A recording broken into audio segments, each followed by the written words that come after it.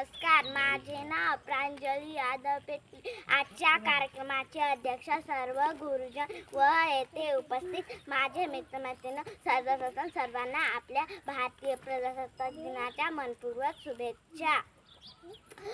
स्वातंत्र्य वीरांना करूया शतशत प्रणाम. त्यांच्या निस्वार्थ त्यागानेच भारत बनला महान.